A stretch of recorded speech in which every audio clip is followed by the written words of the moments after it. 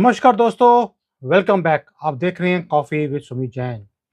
दोस्तों, 5 दिनों में दूसरा गैर जिम्मेदारा ये फैसला हमारे जजेस ने किया है।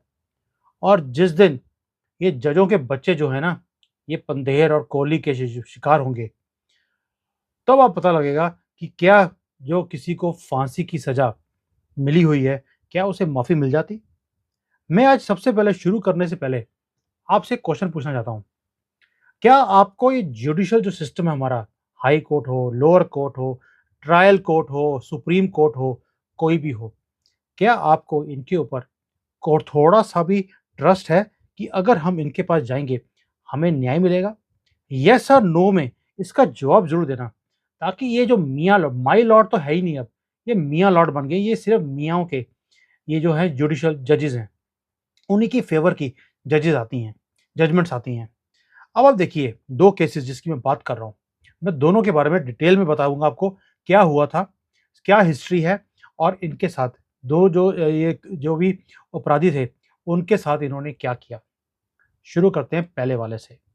और मेरा अपना फीलिंग है ये कि ये जो जजेस हैं ना, ये इतने ज़्यादा वन साइडेड हो गए हैं।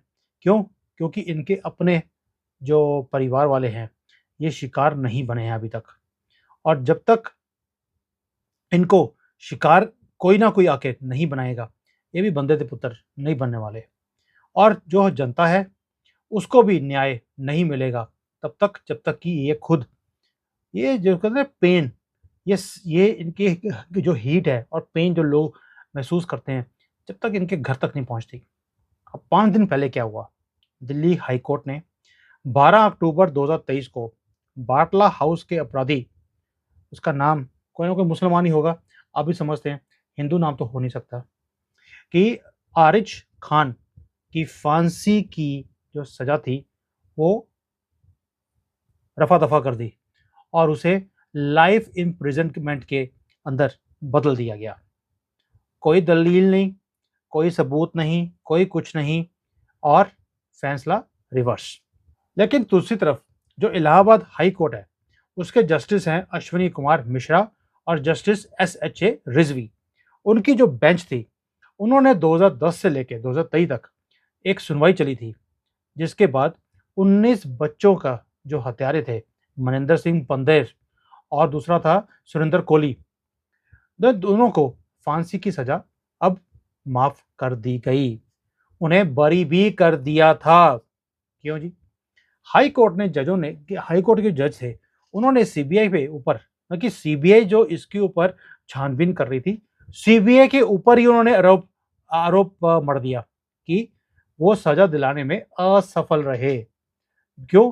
क्योंकि सर्कमस्टेंशियल जो एविडेंस होता है वो पेश किए गए, वो जो ये दुष्कर्म हुआ था और जो हत्या हुई थी, उसका दोषी करार देने के लिए पर्याप्त नहीं थे।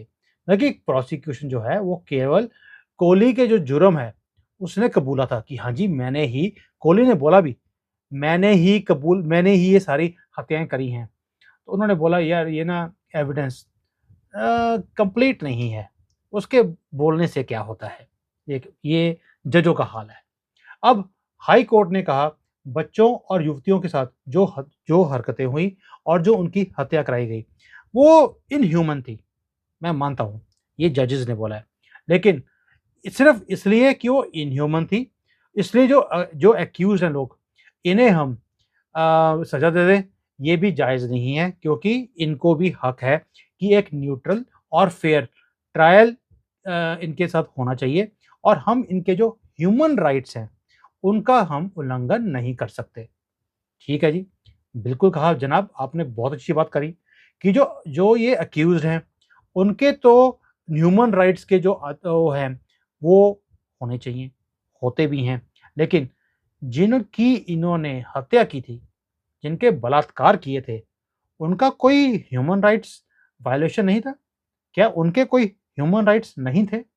अगर आज आप कह रहे हैं कि प्रोसिक्यूशन, जो कि कौन है, सीबीआई, सीबीआई ने जांच ठीक नहीं की और उसके ऐसे फैसले देने से 13 साल आप क्यों इस केस को लटकाते रहे? माय लॉर्ड्स नहीं, मी लॉर्ड्स, अगर ऐसे क्रिमिनल केसेस में जो सबूत के तौर पर सीबीआई या कोई भी और पक्ष हो, उसको अगर वीडियो रिकॉर्डिंग ही पेश करनी है, तभी आप बोलोगे कि ये एक एविडेंस है। इसके अलावा अगर आरोपी ने ये भी बोल दिया कि भई हाँ, मैंने ही किया था, और आप बोलते हो कि ये एविडेंस कंप्लीट नहीं है, फिर तो कोई भी आप किसी को भी आरोपी नहीं ठहराओगे। दैट मीन्स जो लोग हैं, वो ऐसे ही त्राहि-तारी करते रहेंगे, रोते रहेंगे, आपसे भीख माँगते रहेंगे न्याय की, लेकिन आपसे न्याय मिलने वाला नहीं है। क्या आपको लगता है सीबीआई जाँच में कभी भी कमी रख सकती है? और अगर आपको ये लगता था कि उसमें क्या कमी रह गई है, तो आप उसे आदेश दे सकते थे कि भई इस फलाँ-फलाँ केस में आपको कौन-कौन से एविडेंस पूरे कीजिए। लेकिन आपने तो वो एविडेंस के बारे में बात ही नहीं करी, जैसे कि वो एविडेंस है ही नहीं, उसका कबूलनामा जैसे था ही नहीं। आपने सब कुछ साइड पे रख दिया। क्यों? क्योंकि अब मैंने पहले भी वीडियो बनाया आज भी, कि जो जजेस हैं, ये 365 दिन में से 190 दिन काम करते हैं। दैट मीन्स 170-80 दिन इनको छुट्टियाँ होती हैं, और ये बोलते हैं कि जी हमारे पास छुट्टियाँ इतनी कम होती हैं कि हमारे फैमिली के साथ हमें टाइम बिताने का हमें वक़्त नहीं मिलता।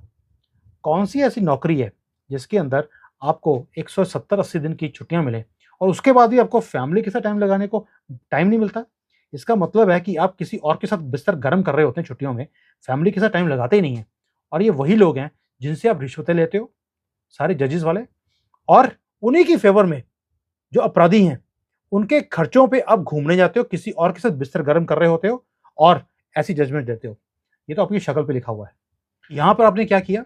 आपने सीबीआई को बिल्कुल नहीं बोला कि भई कौन से एविडेंस आपको चाहिए जिससे कि आपकी संतुष्टि हो। आपने एक ही काम किया कि जो अपराधी थे, उनको दोष मुक्त करार दे दिया गया। जैसे कि जो बच्चे थे, 19 बच्चे और युवतियों की जो हत्या थी, बलात्कार हुए ही नहीं। आपने इस चीज़ के ऊपर ध्यान ही नहीं दिया कि जो जो ये जानवर थे, ये आदमखोर जानवर हैं, अपराधी हैं, और आपने मियाँ लॉर्ड्स इस अपराध की तरफ ध्यान देना तवज्जो ही नहीं समझी। आपको लगा क्या फ़र्क पड़ता है? लड़कियाँ मर गई, इन बच्चों से, लोगों से जैसे जहाँ से हमने पैसे लिए हैं, इनको बचाना ज़रूरी है। ये तो आपका हाल है मियाँ लॉर्ड्स। और कानून की जो जो एक धारा होती है, एक सीधी सोच है कि 50 जो अपराधी हैं, वो बेशक बच जाएँ, लेकिन किसी निर्दोष को फांसी नहीं होनी चाहिए। मगर आपके आदेश ने तो मामला ही उल्टा कर दिया मियाँ लॉर्ड्स। आपने 2 अपराधियों को किसी भी तरह बचा लिया, चाहे उन्होंने 19 निर्दोषों की हत्या ही क्यों ना की हो। ये तो आपकी जजमेंट्स का हाल है। फिर आप कहते हो कि हमारी जो इंटरनेशनल ये है रैंकिंग में हमारा नंबर इतना नीचे क्यों आता है? ये आप लोगों के कारण आता है। अब एक बड़ा गंभीर विषय बन चुका है आरिज खान वाला और ये पंधेर कोहली वाला। इसके फैसले सुनने के बाद आप सोचिए, इतने-इतने लंबे साल जो लोअर कोर्ट्स हैं, ट्रायल कोर्ट्स हैं, उसके अंदर केस चलता रहा। क्या वो जजेस जो थे, इतने निकम्मे थे कि उन्हें केस ही नहीं समझ आया, और आपके पास जब केस आया, आपने पहले झटके में बरी कर दिया लोगों को। मैं आपसे पूछना चाहता हूँ कि जो ये मियाँ लॉर्ड्स हैं, क्या आपको नहीं लगता कि जो सीबीआई की टीम है, उसका हेड इनको बना बना देना चाहिए और इनको बोलना चाहिए कि भई आप जाँच अपने तरीके से आप जाँच कर लीजिए, सारे सबूत इकट्ठे कर लीजिए और उसके बाद जजमेंट भी आप ही दे दीजिए, क्योंकि आपको मालूम है कि आपको कैसे प्रूफ चाहिए होते हैं, और वो प्रूफ जब आएँगे तभी आप उसकी फ़ेवर में या डिसफ़ेवर में आप जजमेंट देने वाले हो। अब ये बहुत हो गया मज़ाक यार। मैं तो हैरान रहता हूँ। मैंने आपसे एक बार वीडियो में शेयर भी किया था। मैं चाइना में ही रहता हूँ मैं। चाइना के अंदर यहाँ पर क्या है, बड़ा सिंपल सिस्टम है। यहाँ पे इन्होंने रॉबर्ट बिठाए हुए हैं। रॉबर्ट के पास आप जाइए, दोनों पक्ष अपने-अपने डॉक्यूमेंट देंगे। वो 2 सेकंड में सारे डॉक्यूमेंट पढ़ लेता है। उसके अंदर सारी जजमेंट, सारे रूल्स रॉबर्ट के अंदर पहले से फिट हैं, और आपको 5 मिनट के अंदर-अंदर आपको जजमेंट भी आ जाती है। कोई लिहाज नहीं, कोई मियाँ लॉर्ड जिससे मर्ज़ी सो रहे हों, फ़र्क नहीं पड़ता, और 24 घंटे यहाँ पे कोर्ट चलती हैं, सातों दिन। यहाँ पर इन्होंने 6 महीने के अंदर 40 लाख केसेज़ इन्होंने निपटा दिए। यहाँ पर कोर्ट्स के पास पेंडिंग केसेज़ ही नहीं है। इतना ज़्यादा फ़र्क है भारत में और यहाँ पर, और इसलिए यहाँ पर तरक्की होती है। भारत में लोग कोर्ट्स के चक्कर लगाते रहते हैं, सिर्फ़ ये मियाँ लॉर्ड जो हैं ये कहाँ बैठे हैं? ये मियाँओं के पास, वहाँ पे म्याऊँ म्याऊँ कर रहे होते हैं उनकी, और लोग बाहर त्राही-त्राही कर रहे होते हैं। बहुत हो गया यार, ये मज़ाक, कानून का मज़ाक, बहुत हो गया। आपके जो फैसले हैं ना, ये आप थ जनता पे तो थोप सकते हो, लेकिन जनता उन्हें दिल से स्वीकार करे, ऐसा हो नहीं सकता। और जो ट्रायल कोर्ट है, उसका फैसला इलाहाबाद हाई कोर्ट ने आरोशी केस में पलटा था। जबकि उस केस में जब सीबीआई को केस दिया गया था, तब तक सारे एविडेंस साफ कर दिए गए थे। फिर कहा कि भई सीबीआई को आप जो है ना फुल प्रूफ केस तैयार नहीं करते। ऐसे आप कोर्ट का टाइम बर्बाद कर रहे हो। ये तो आपका हाल है। कैसे आपको कोई सीरियस ले लेगा? मेरा मानना है कि जब तक जज और उनके परिवार के सदस्य अपराध का शिकार नहीं होंगे, तब तक जनता को भी न्याय मिल नहीं सकता।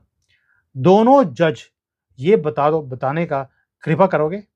अच्छा होता कि 19 बच्चे और युवतियों की जो हत्या और अन्य अपराधों के कौन जिम्मेवार थे, उसका तो आपने कोई ज़िक्र ही नहीं किया। आपने तो पुलिस को या सीबीआई को इंस्ट्रक्शंस तक नहीं दी कि भई ये तो बरी कर दी हमने। लेकिन जो अपराध है, वो तो हुआ है। उसको जो एक्चुअली ज़िम्मेवार हैं, उनको बुलाया जाए। आज आपने 15 साल के बाद इन लोगों को बरी कर दिया, जिनको मौत की सज़ा भी दी हुई थी। तो जो मारे जाने वाले लोग हैं, इन्हें आप न्याय कब दिलाओगे? अब मैं आपसे ना एक जनता से एक क्वेश्चन भी पूछना चाहता हूँ, पब्लिक से। अब मैं चाहता हूँ कि आप सोचें इसके बारे में। जो कोहली है, इसको 13 फरवरी 2009 को फांसी की सज़ा सुनाई गई थी, जिस पर सुप्रीम कोर्ट ने मुहर लगा दी। उसके बाद राष्ट्रपति के पास गया ये दया याचिका के लिए, वो भी खारिज कर दी गई थी। तब इन्होंने मियाँ लॉर्ड्स ने उसे छोड़ने का आदेश हाई कोर्ट ने कैसे दे दिया, जब सुप्रीम कोर्ट इसको ऑलरेडी मोहर लगा चुकी है, प्रेसिडेंट मोहर लगा चुका है फांसी की, और हाई कोर्ट ने बरी करने का फैसला दे दिया। अब निर्णय आपका है।